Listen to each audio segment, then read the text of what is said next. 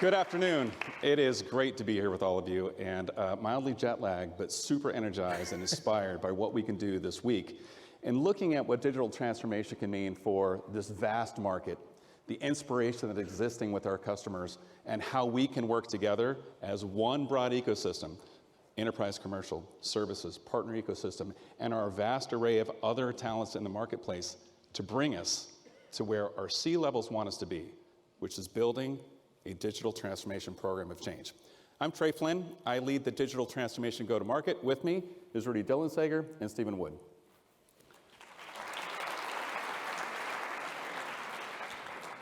In order to take advantage of what digital transformation can mean, we have to think of the way we go to market in two ways. I like to call it the bimodal approach, right? The way we've always done it, we think about how we're measured. We're measured by the day, by the week, by the month, by the quarter, by the half, by the year. And we have to, because that's how we go to market. That's how we actually see the results of our business.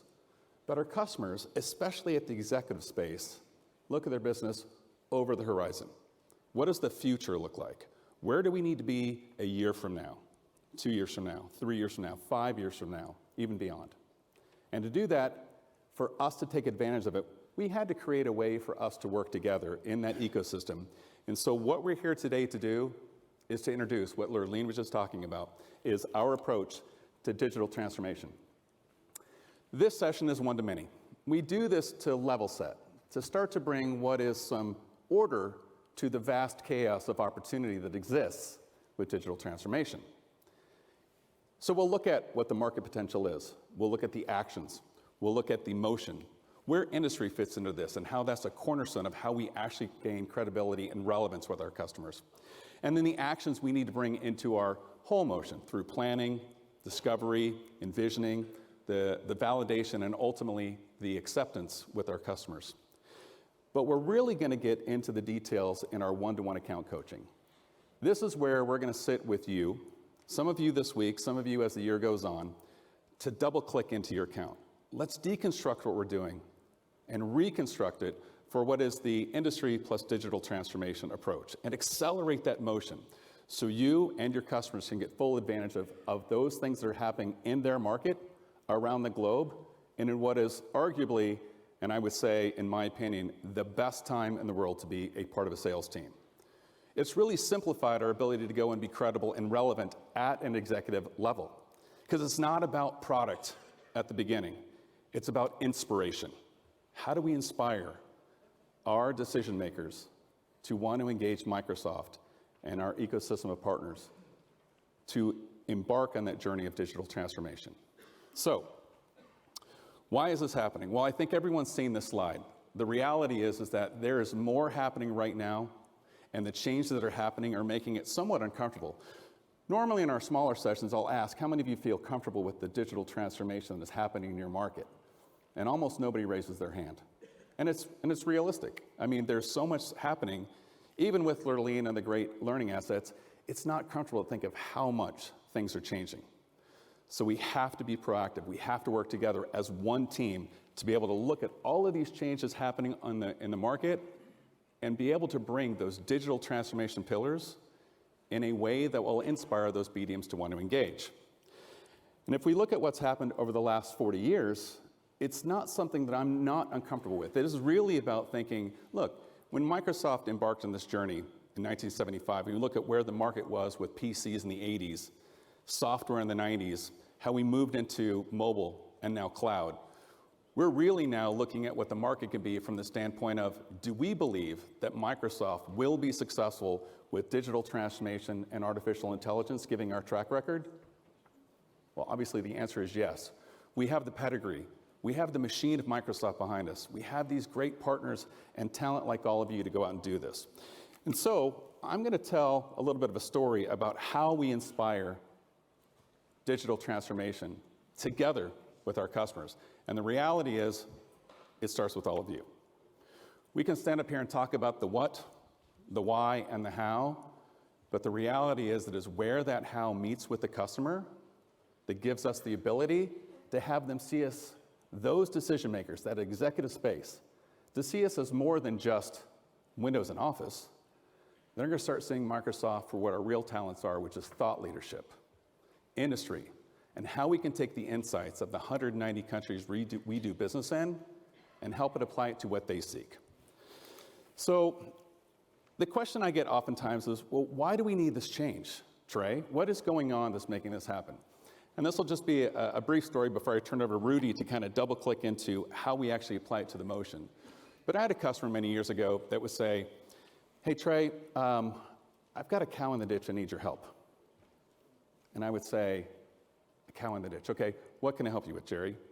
And he would say, well, we've got this problem, and he'd go on to describe what was going on, and I would spend the next 30 minutes listening to whatever problem he had with his product, solution, whatever we had going on, and I would go on to solve that problem as it came up, and I thought, well, what an interesting way for someone to explain to me they had a problem by saying they had a cow in the ditch. And as I was thinking about it, I thought, well, gosh, there's no customer I know of that doesn't have at least one cow in the ditch. And I go, well, so that makes sense, though, because if you've got a problem and you reach out to your sellers to help you solve those problems, they're going to always be reactive to a problem environment. Well, if you think about it, when a customer has a problem and it's bigger than us, what do? Well, they do this. They hire a cow consultant. A cow consultant comes in and says, yep, you've got a cow in the ditch. Here's what we're going to do. We're going to write an RFP, an RFX, an RFQ, an RF something. And those of us in this room spend the next 6 months answering questions about cows and ditches and the best way to get cows out of the ditch. And usually, it is the answer that's most obvious and the most economical. It would look something like this. Let's bring in a crane, pick up the cow, and put it back out on the pasture, right? What does the cow do the minute it gets back out on the pasture? That's right, it goes right back into the ditch. But this is what we wanted. If you think about it from a seller's perspective, if you have cows that keep going in the ditch, we're going to need to sell you cranes, crane licensing, crane maintenance, crane support. And this is a pretty long ditch, so about every 100 meters or so, we're going to have more cranes and more operators and more licensing. The entire market has used this way of selling for the last 30 years. Do you know who's really tired of this approach? Our customers. They need to get the cow out of the ditch, right? But they want someone to think beyond that. They need to look over the horizon. Hey, what if we fence the pasture first? Make it harder for the cow to get back in the ditch. This is the unique opportunity we have right now in the marketplace for us to differentiate ourselves and apply the thought leadership. I know it's an interesting analogy and story, but it does apply very well to what we need to do. And so how do we take advantage of that? It's built on objectives. Not just fancy stories about cows and dishes, but what are our customers trying to do? Behind me on a slide that I'm not going to drain, you can see the 9 universal truths of an executive space. I have yet to engage anyone at an executive level that doesn't have these as one or all of their objectives. They are trying to identify and restrain costs. They are trying to lead or displace their competition. They're absolutely trying to model their business for the future.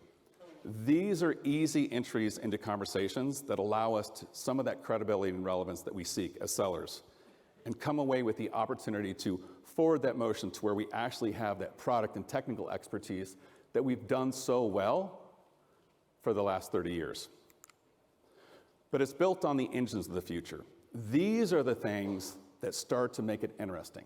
How are we going to apply artificial intelligence and the Internet of Things and mixed reality and blockchain and quantum computing as big, bold rocks inside the marketplace of digital transformation? But it still has to start with, does that level of executives see Microsoft as those that can carry on a conversation around these engines of the future, around the inspiration of what's happening in the marketplace? I believe the answer is yes, because we can think big. As you heard Santina and Vahe mention, this is really about dream it, do it, make those big, bold ambitions come to reality and allow it to exist in a space like, if time and money were an object, what would it look like? What would our customers do? This is some of the things we will talk about in our one-to-one sessions, and we'll try to ideate around those ideas, develop them into themes, and into something that we can support and resource and build a business case so you'll have the funding and the resources to go and engage your customers with success. So with that, I'm going to turn this over now to my colleague Rudy, who's going to walk you through how this actually applies through our account-based engagement cycle. So thank you for your time.